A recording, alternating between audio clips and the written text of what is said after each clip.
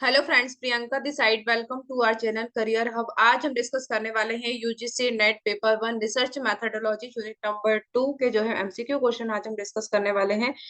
So my name is Priyanka Punjabi. Currently I am working as assistant professor in BBA IP department and I did my MBA in HR and finance specialisation. I am UGC NET qualified with 98 percentile in human resource management.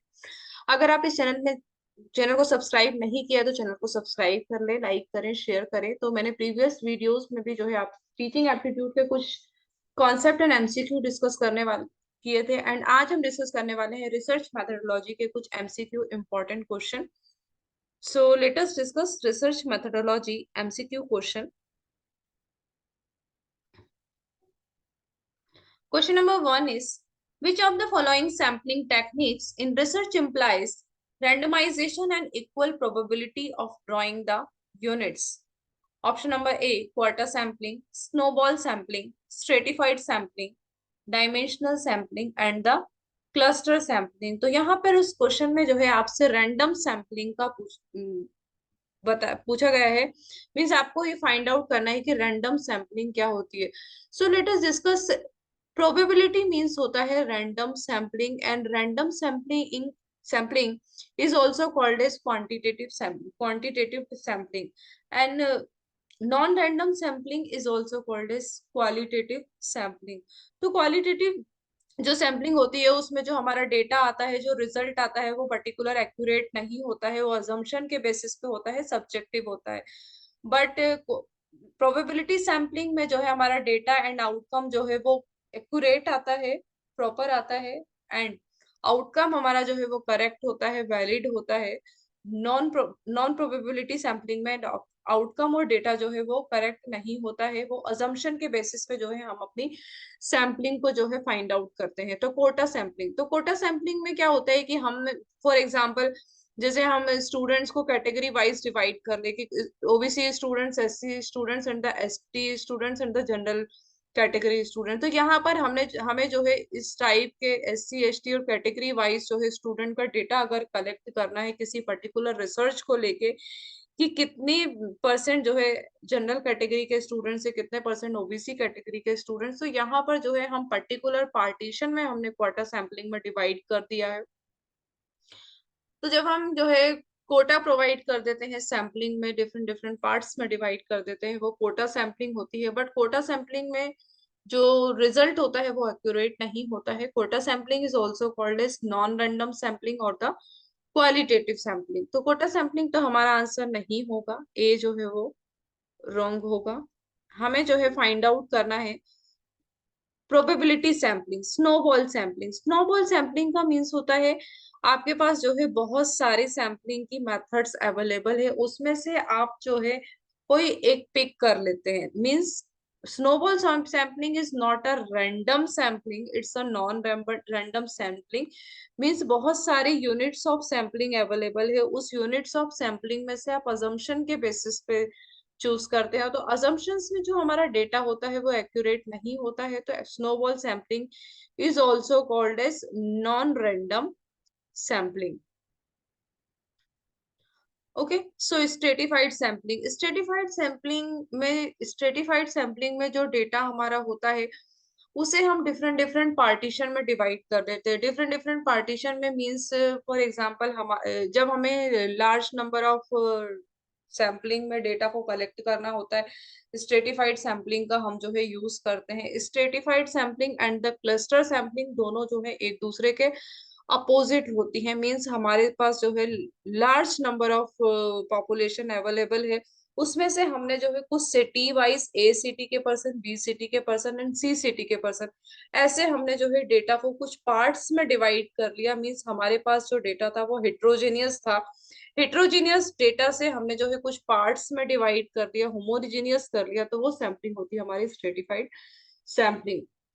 अब बात आती है dimensional sampling की। तो dimension sampling जो होती है वो कोटा सैम्पलिंग का एक्सटेंड वर्जन होता है। तो डायमेंशन सैम्पलिंग हमारी कोटा सैम्पलिंग से रिलेटेड होती है। बट स्ट्रेटिफाइड सैम्पलिंग जो है आपकी क्वालिटेटिव क्वांटिटेटिव इन नेचर होती है। क्वांटिटेटिव मींस रैंडम सैम्पलिंग जिसमें डेटा जो होता है वो एक्यूरेट होता है। So cluster sampling is also called as quantitative और रैंडम सैम्पलिंग, जिसमें हमारा जो डेटा होता है वो एक्यूरेट होता है। तो क्लस्टर सैम्पलिंग में क्या होता है, हम डिफरेंट डिफरेंट क्लस्टर्स में जो है डेटा को डिवाइड कर लेते हैं, उसके अकॉर्डिंग जो है हम सैम्पलिंग को कलेक्ट करते हैं। Dimensional sampling is also dimension sampling is also called as qualitative technique. So ये आपका रैंडम है, नहीं होता। रैंडम सैम्पलिंग मीन्स जिसमें डेटा जो है वो एक्यूरेट आता है, वो सैम्पलिंग जो है करेक्ट होती है। Random sampling is also called as qualitative और द प्रोबेबिलिटी सैम्पलिंग। तो non random sampling, quota sampling, snowball sampling और डायमेंशनल सैम्पलिंग जो है नॉन रैंडम होती है। Stratified and the cluster are random sampling. So answer number C is right. Question number 2, given below are two statement. यहाँ पर आपको जो है टू स्टेटमेंट प्रोवाइड कर दिए गए हैं। इस स्टेटमेंट से which statement is true and which statement is not true.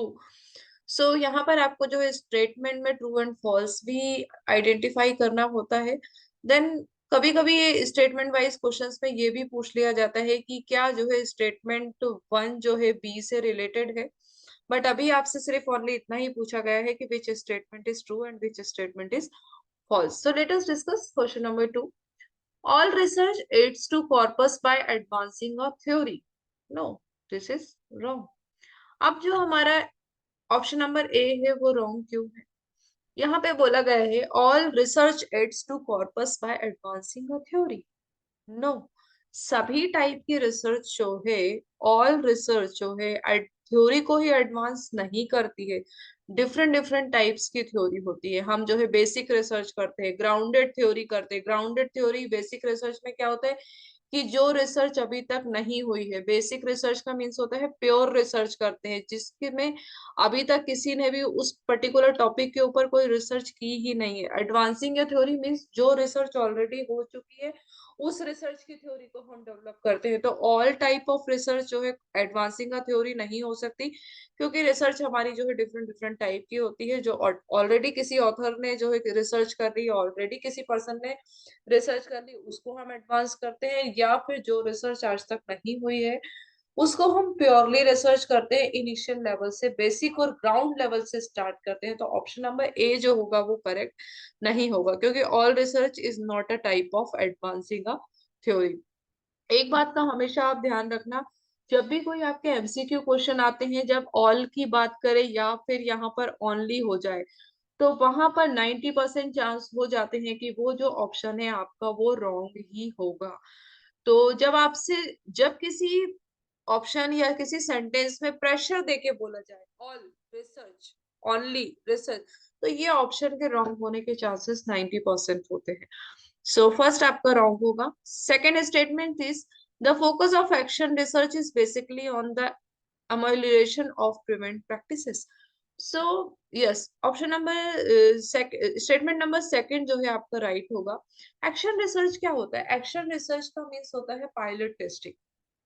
For example, हम यहाँ पर अगर कुछ कार को परचेस करना है तो हम पायलट टेस्टिंग करके देखते हैं पहले कार चलाना आती है कि नहीं, प्रैक्टिस करके देखते हैं। हम जो है ट्रायल लेते हैं, ट्रायल करके देखते हैं। तो एक्शन रिसर्च भी कुछ इसी टाइप की होती है। A process of doing something means हम जो करना चाहते हैं उसका जस्ट ट्रायल लेते हैं एक्शन रिसर्च में। It's not a proper research.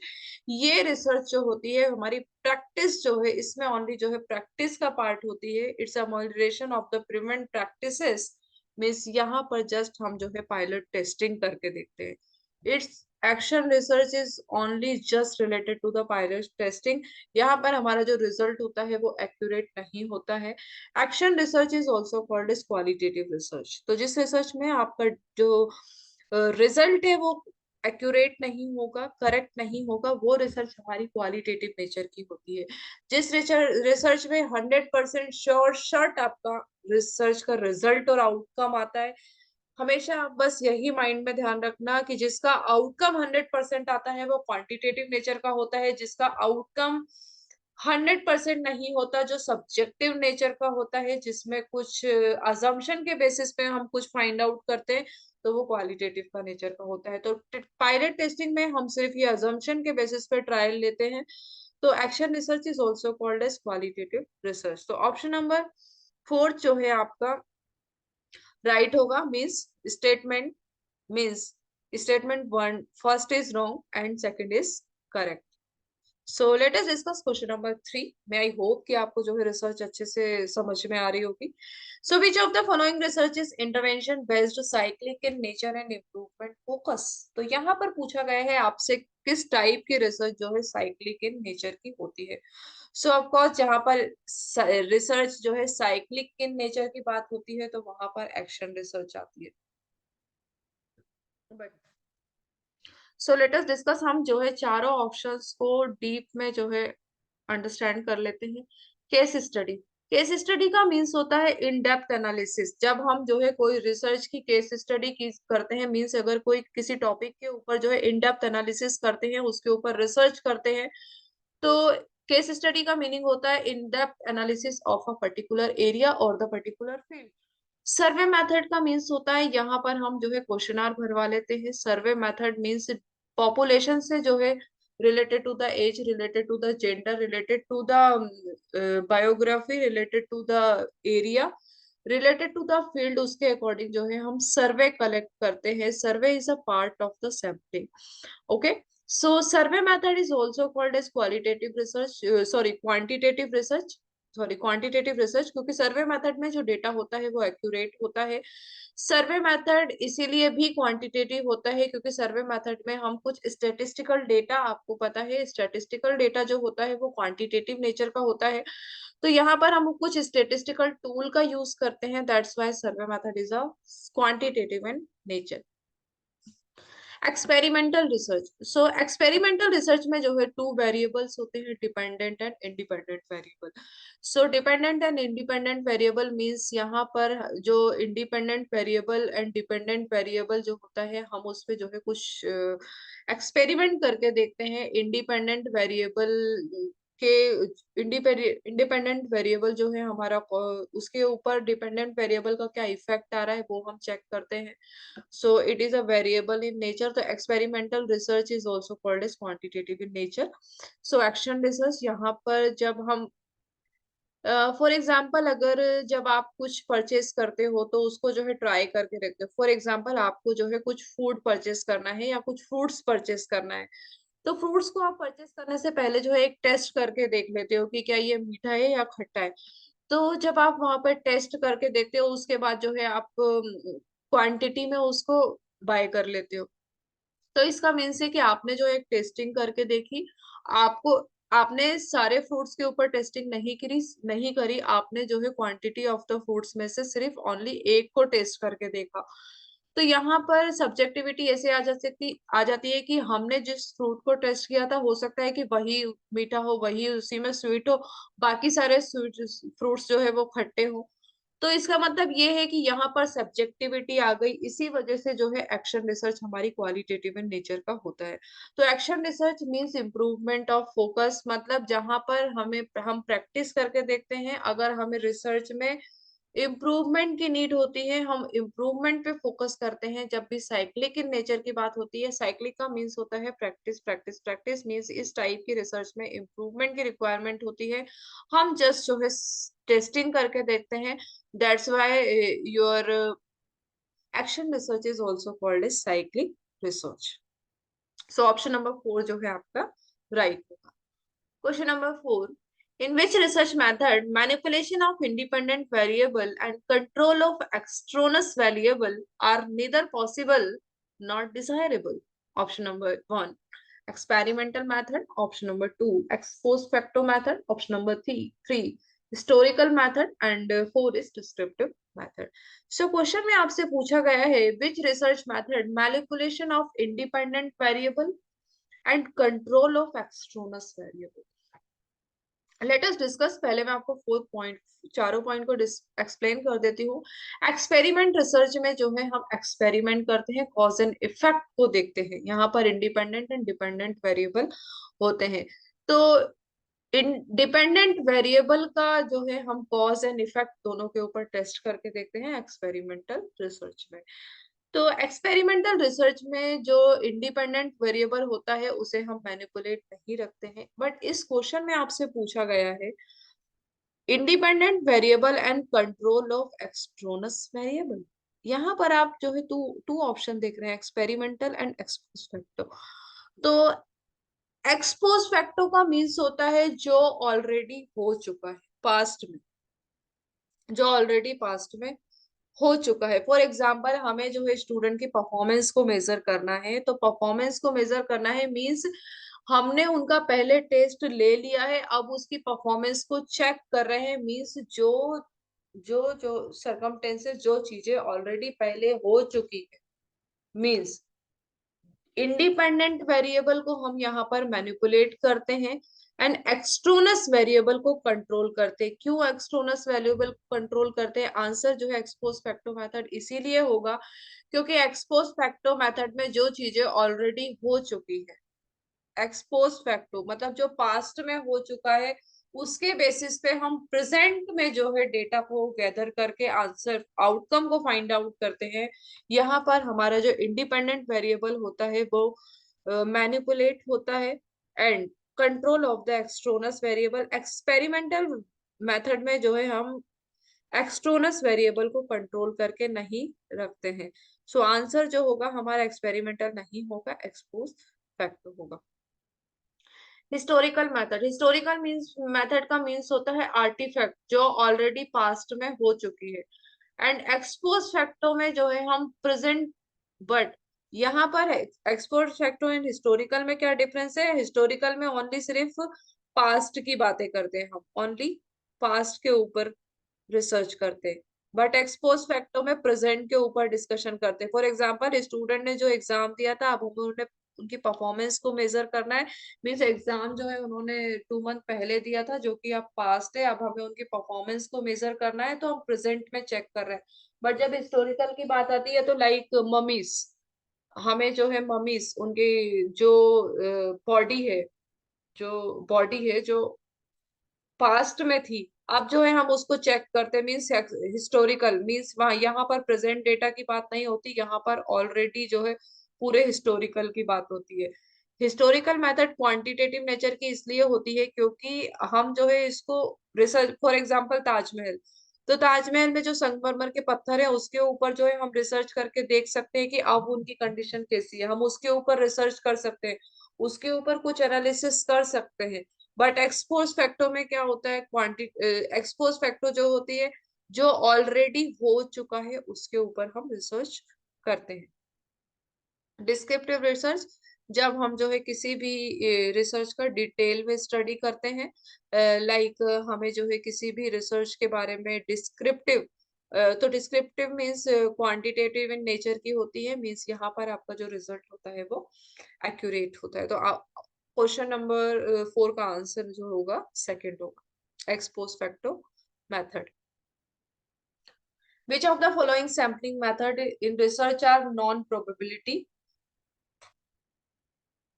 Method? So question number 1 में जो है हमने प्रोबेबिलिटी मेथड को यूज किया था। Probability means quantitative in nature, non probability का मींस होता है क्वालिटेटिव रिसर्च, क्वालिटेटिव सैम्पलिंग। तो क्लस्टर सैम्पलिंग, सो क्लस्टर सैम्पलिंग जो है क्वांटिटेटिव होती है, तो ऑप्शन नंबर ए जो है आपका नहीं होगा।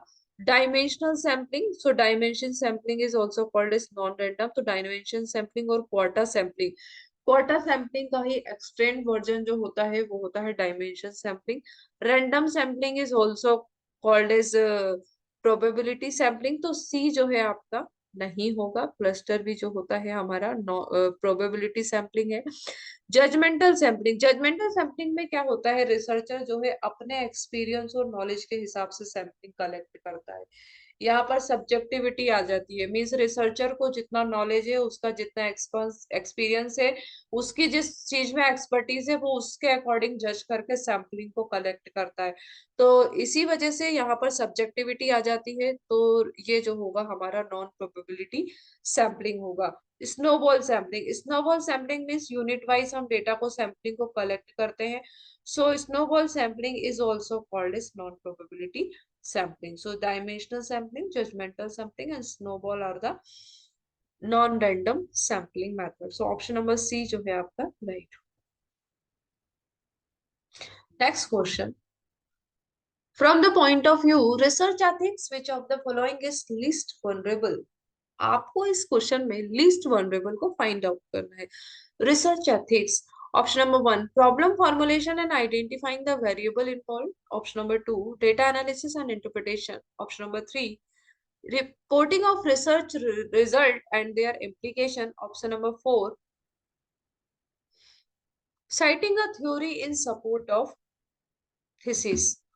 सो यहाँ पर आपसे रिसर्च एथिक्स पूछा गया है। जब भी रिसर्च एथिक्स का क्वेश्चन आता है, आंख बंद करके आपको जो है आपका जो आंसर होता है, जिसमें जो है रिसर्चर को ज्यादा एफर्ट्स लगाना होते हैं, like data analysis and interpretation, like reporting of research result. यहाँ पर हमें डेटा को कलेक्ट करना होता है, ये ऑब्जेक्टिव इन नेचर का होता है। Citing a theory to support a thesis, तो हमें जो है रिसर्च में लीस्ट वनरेबल को बताना है। रिसर्च एथिक्स जो है problem formulation and identifying the variable. So research ethics means यहाँ पर हमें जो है ज्यादा वर्क करना होता है रिसर्च में, data analysis, reporting of research and the citation. But जो आपका आंसर होगा वो जो होगा ऑप्शन नंबर वन होगा। मीन्स कि problem formulation and identifying the variable in problem formulation जो हमारा होता है वो रिसर्च का इनिशियल पार्ट होता है। जब हम रिसर्च को स्टार्ट करते हैं तो फर्स्टली जो हमारा फर्स्ट जो एक्शन होता है, फर्स्ट जो हमारा इनिशिएटिव होता है रिसर्च को लेकर, वो यही होता है प्रॉब्लम को आइडेंटिफाई करना, देन उसके ऊपर जो है स्टेप बाय स्टेप प्रोसेस करके रिसर्च करना। तो लीस्ट वनरेबल रिसर्च एथिक्स में होगा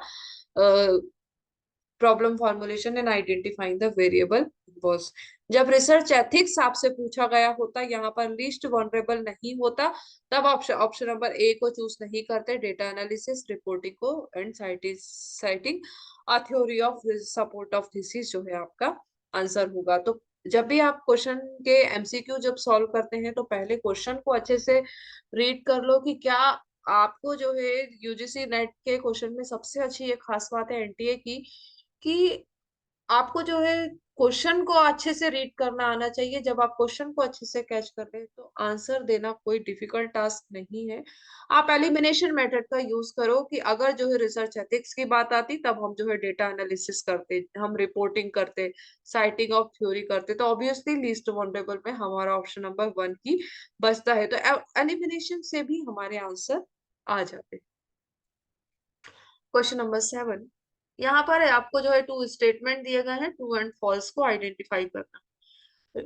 statement number one, reliability is a necessary but insufficient condition for validity expect of a research. यहाँ पर रिलायबिलिटी इज अ नेसेसरी, देखो यहाँ पर टू वर्ड्स होते हैं, एक होता है रिलायबिलिटी, एक वैलिडिटी। जब हम रिसर्च कर रहे होते हैं, जब हमारा रिजल्ट वैलिड होता है, वैलिड का मीन से इट इज रिलायबल ऑल्सो। अगर आपका रिजल्ट वैलिड आ रहा है रिसर्च में रिसर्चर का, तो वो रिलायबल होगा। अगर जो है उसका रिसर्च जो है रिलायबल है तो वैलिड ऑल्सो। रिलायबल का मीन्स होता है ओरिजिनल एंड द जेन्युइन। अगर वो रिलायबल है, हाइपोथेसिस अगर उसका रिलायबल है रिसर्चर का, दैट मीन्स कि ये जो है सफिशिएंट कंडीशन है validity for aspect of research tool. तो आपका जो है ऑप्शन नंबर वन इनकरेक्ट होगा। क्यों इनकरेक्ट होगा? क्योंकि यहाँ पर reliability is a necessary. Reliability and the validity both are the important for the research and collecting the data। जब आप रिसर्च करते हो मीन्स कि एक ऐसी कंडीशन जहां पर वैलिडिटी है, अगर आपका रिजल्ट वैलिड है तो वो रिलायबल होगा, रिलायबल है तो वैलिड होगा। दैट मीन्स कि यहाँ पर इनसफिशिएंट की जगह जो है सफिशिएंट होता, तब हमारा ऑप्शन नंबर ए जो है वो राइट होता। तो reliability is a necessary but insufficient condition for validity expect of a research tool. No, research tool के अकॉर्डिंग अगर आपका डेटा जो है रिलायबल है तो it's not a insufficient condition, it's sufficient for a validity। So statement number two, validity is threatened when a test measures only the construct it is designed to measure in a research। तो option number second जो होगा वो correct होगा। अब option number second क्यों correct होगा? यहाँ पे बोला गया है validity is threaten when a test measure only the construct it is design to measure in a research. So validity जो होता है वो थ्रेटन होता है ऑल्सो, क्योंकि हमें जो है रिसर्च में वैलिडिटी को चेक करना होता है। रिसर्च आपकी क्वांटिटेटिव एंड क्वालिटेटिव तभी डिसाइड कर होता है आउटकम हमारा, जब रिजल्ट हमारा वैलिड और इनवैलिड होता है, तब हमारी जो रिसर्च होती है वो क्वांटिटेटिव होती है, मींस आइदर वैलिड और इनवैलिड। बट अगर हमारी रिसर्च जो है अजम्पशन के बेसिस पे होती है, मीन्स यहाँ पर मे वैलिड और मे नॉट बी वैलिड, तो वहां पर क्वांटिटेटिव आ जाता है। तो validity is a threaten that test measure only the construct it is design. तो वैलिडिटी में हम जो टेस्ट मेजर करते हैं वो इसीलिए डिजाइन मेजर करने के लिए रिसर्च को, कि डेटा जो है वो हमारा करेक्ट है या इनकरेक्ट है।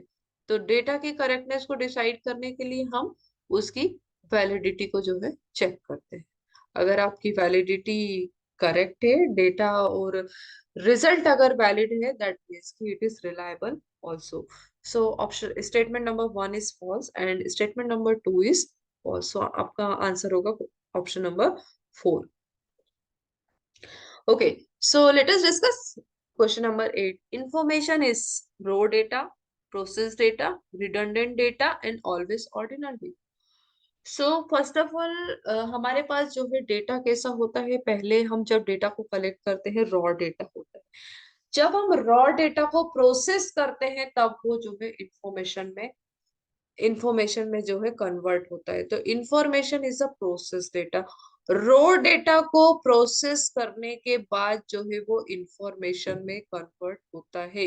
So we have a initial raw data and that we will convert to the raw data to process data, and process data is also called as information. तो ऑप्शन नंबर बी जो है वो right होगा। Okay, question number 9। A university teacher plans to study the performance of a student in implementing a specific project in terms of their creativity level. Which method of research will be appropriate to use in this context? एक university teacher जो है ये plan कर रहा है study the performance of student, student की study में क्या परफॉर्मेंस है, एंड उसको जो है इम्प्लीमेंट करने के लिए specific project in terms of their creativity level. Means student ने जो स्टडी की है उसकी परफॉर्मेंस को जो है हम इम्प्लीमेंट करने के लिए एक उनको क्रिएटिविटी लेवल का प्रोजेक्ट देंगे। यहाँ पर हम किस टाइप के रिसर्च मेथड को यूज करेंगे? तो we have a 4 option: historical method, descriptive survey method, experimental method and the ex post facto method। तो मैंने क्वेश्चन नंबर 1 में आपको एक्सप्लेन किया था कि हिस्टोरिकल का मीन्स होता है जो चीजें पास्ट में हो गई हैं। तो पास्ट में जो चीज हो गई है, फॉर एग्जांपल गांधी जी की धोती, गांधी जी का चश्मा, तो गांधी जी की धोती एंड चश्मे के ऊपर जो है हम छेड़छाड़ करके उस पर रिसर्च तो कर सकते हैं कि प्रीवियस में पास्ट में जो है गांधी जी का चश्मा जो था वो किस टाइप के उसमें जो है मटेरियल का यूज किया गया था, धोती जो थी वो किस टाइप की बनी थी, क्या मटेरियल, हम इसको छेड़छाड़ करके उस पर एनालिसिस कर सकते हैं, उसमें चेंजेस कर सकते हैं, लेकिन उसको प्रेजेंट के फॉर्म में कन्वर्ट नहीं कर सकते। Mummy, body. So option number A आपका नहीं होगा। क्यों नहीं होगा? यहाँ पर जो बात हो रही है वो प्रेजेंट की बात हो रही है, मीन्स स्टूडेंट की परफॉर्मेंस को मेजर करना है, एंड अगर फ्यूचर में वो प्रोजेक्ट में इम्प्लीमेंट कर सके तो हमें जो है स्टूडेंट की परफॉर्मेंस को इम्प्लीमेंट करना है, जो कि जो स्टूडेंट स्टडी करते हैं उनकी परफॉर्मेंस को इम्प्लीमेंट करना। तो जो आपका हिस्टोरिकल जो रिसर्च होती है वो पास से रिलेटेड होगा, दैट्स वाई ये जो ऑप्शन है वो हमारा नहीं होगा। Option number 2। ऑप्शन नंबर 2 क्या होता है? वो डिस्क्रिप्टिव होता है। यहाँ पर हम स्टूडेंट की परफॉर्मेंस को मेजर कर रहे हैं। परफॉर्मेंस को मेजर करने का मीन्स होता है यहाँ पर आपको स्टैटिस्टिकल डेटा की रिक्वायरमेंट होगी। डिस्क्रिप्टिव मेथड जो होती है वो क्वांटिटेटिव मेथड होती है, बट यहाँ पर ऐसे टाइप हम जो है प्रेजेंट सिचुएशन को डिस्क्राइब करते हैं। बट आपसे यहाँ पर पूछा गया है स्टूडेंट की परफॉर्मेंस को इम्प्लीमेंट करने के लिए सो टीचर जो है वो स्टडी करना चाहता है स्टूडेंट की परफॉर्मेंस के ऊपर, मीन्स उनकी परफॉर्मेंस मीन्स वो परफॉर्म कर चुके हैं, देन पास्ट की चीजें है वो, लेकिन अब जो है हमको उनको प्रेजेंट में आइडेंटिफाई करना है। तो सबसे बेस्ट ऑप्शन होगा यहाँ पर option number 4, expose factor. Expose facto research में क्या होता है, जो चीजें ऑलरेडी हो चुकी है, मीन्स उनकी स्टडी पे हमको, मीन्स हम स्टूडेंट की स्टडी के ऊपर जो है हमको उनकी परफॉर्मेंस को इम्प्लीमेंट करने के लिए रिसर्च करना है। तो option number 4 is right.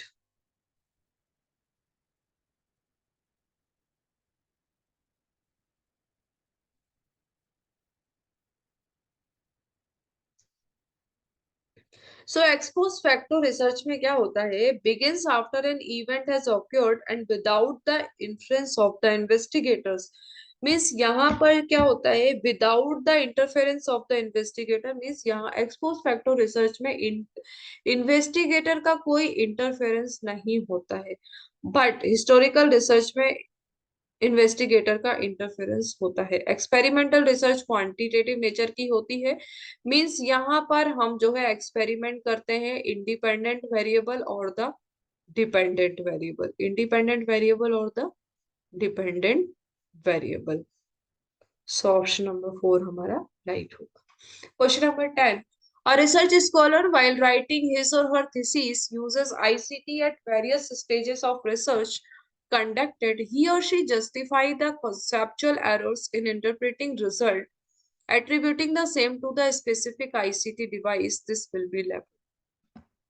ICT का मीन्स होता है इंफॉर्मेशन कम्युनिकेशन टेक्नोलॉजी। अब रिसर्च स्कॉलर जो है अपनी राइटिंग जो है, research scholar while writing his और हर थीसिस, अपनी राइटिंग में जो है आईसीटी टूल्स का यूज करता है। ICT information communication technology related to the, अपनी रिसर्च में आईसीटी सॉफ्टवेयर का टेक्नोलॉजी का यूज करता है। अब वो जो है ही और she justify the conceptual error in interpreting result, वो ये जस्टिफाई कर रहा है कि आईसीटी टूल और डिवाइस की एरर नहीं है, यहाँ पर वो कौन सी एरर कर रहा है, conceptual error in the interpreting result. तो आंसर हमको बताना है कि this will be label as technical incompetence, research design in inadequacy, moral and ethical lapse and the human error. So moral and ethical का means होता है, ethical का means होता है राइट और रॉन्ग, तो एथिकल तो यहाँ पर नहीं होगा, option number 3 is wrong. Research design inadequacy, so research design inadequacy, no, उसने रिसर्च जो डिजाइन की है ऑलवेज ऑब्वियसली वो उसने राइट डिजाइन की है, ह्यूमन एरर भी नहीं होगा। यहाँ पे आपका आंसर होगा टेक्निकल इनकॉम्पिटेंस। क्योंकि टेक्निकल इनकॉम्पिटेंस क्यों होता है, क्योंकि आपसे फर्स्ट सेंटेंस में ही बोला गया है ICT at various stages of research, तो रिसर्च स्कॉलर अपनी जो रिसर्च में आईसीटी के वेरियस टूल्स का यूज कर रहा है वेरियस स्टेजेस में, दैट मीन्स कि टेक्निकल इनकॉम्पिटेंस उसका हो सकता है। तो option number first is right. So then he और she justify the conceptual error in, but वो ये जस्टिफाई कर रहा है कि आईसीटी टूल्स की जो है कोई एरर नहीं है, कॉन्सेप्चुअल एरर है, दैट मीन्स कि कॉन्सेप्चुअल एरर को interpreting the result attributing the same to the specific ICT device, but यहाँ पर जो है ह्यूमन एरर के भी कोई चांस नहीं बनते हैं। आईसीटी की बात हो रही है, दैट मीन्स टेक्निकल जो है इनकॉम्पिटेंस है। Option number A is right. So question number 11, in which type of qualitative research design individual stories to describe the lives of people are explored? Qualitative research design का आपसे पूछ रहा है, तो जब यहाँ पर आपको क्वालिटेटिव बोल दिया गया है, दैट मीन्स कि अगर आप पूरा सेंटेंस नहीं पढ़ोगे तो भी आंसर को फाइंड आउट कर सकते हो, लेकिन हम पूरा सेंटेंस पढ़ लेते हैं। Individual stories to describe the lives of people are explored, यहाँ पर एक वर्ड से ही आपका आंसर आ जाना चाहिए, stories.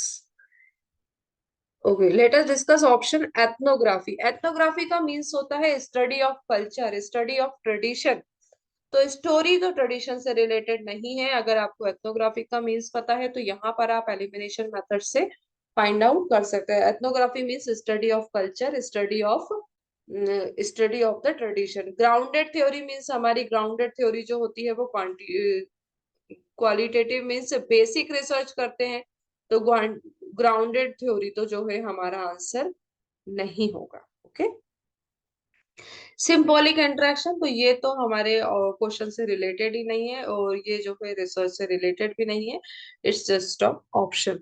Narrative research, narrative research का मीन्स होता है रिसर्च को नरेट करना। जब हम इस रिसर्च को वो स्टोरी के फॉर्म में बताते हैं तो वो होती है नरेटिव रिसर्च। तो option number fourth is right. आप ओनली वन वर्ड स्टोरी के थ्रू भी आंसर को फाइंड आउट कर सकते हैं। तो जब बात होगी स्टोरी की तो वहां पे नरेटिव आएगा। लेकिन जब आप बोलेंगे कि मैम डिस्क्रिप्टिव हो सकता है, तो डिस्क्रिप्टिव में क्या होता है, हम किसी पर्टिकुलर सिचुएशन को, प्रेजेंट को जो है फ्यूचर में लिंक करके जो है हम उसको डिस्क्राइब करते हैं। बट डिस्क्रिप्टिव जो रिसर्च होती है वो आपकी क्वांटिटेटिव इन नेचर की होती है, मीन्स उसमें जो रिजल्ट आता है वो एक्यूरेट होता है, आउटकम हमारा जो है वो करेक्ट आता है, हाइपोथेसिस क्लियर होता है। बट नरेटिव की बात होती है जब हम स्टोरी टेलिंग की बात करते हैं, जब वहां पर जो है which type of qualitative research design, तो जो है नरेटिव आंसर होगा जब क्वालिटेटिव रिसर्च डिजाइन की हम जो है बात करते हैं। तो option number four is right. So question number 12, which of the following research is cyclic in nature. तो ये हमारा क्वेश्चन जो है दोबारा रिपीट हो गया है, तो इसका ऑप्शन होगा C, action research is cyclic in nature, क्योंकि हम जो है इस पे प्रैक्टिस करते हैं, ट्रायल करते हैं, टेस्टिंग करके देखते हैं, इसीलिए जो है ये बार बार रिपीट होता है। That's why action research is of cyclic in nature.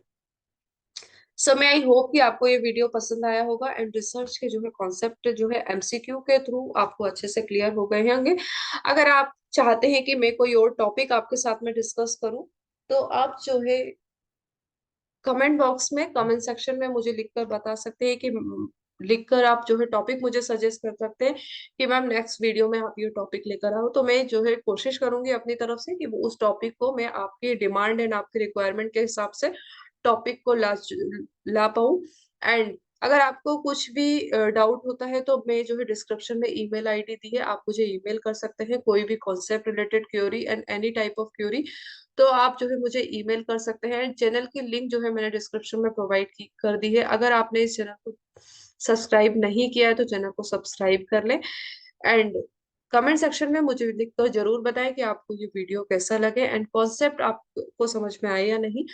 अगर आप चाहते हैं कि मैं आपके साथ में कोई न्यू टॉपिक को डिस्कस करूं, तो आप जो है मुझे कमेंट सेक्शन में लिखकर बताइए कि मैम आप नेक्स्ट टाइम आप ये वीडियो एंड ये टॉपिक को जो है शेयर कर रहा, तो ऑब्वियसली मैं बेस्ट से बेस्ट आपको कंटेंट देने की कोशिश करूंगी। मैं आई होप कि आपको ये वीडियो पसंद आया होगा। अगर आपको ये वीडियो पसंद आया तो वीडियो को लाइक करें, शेयर करें, सब्सक्राइब करें। Thank you so much.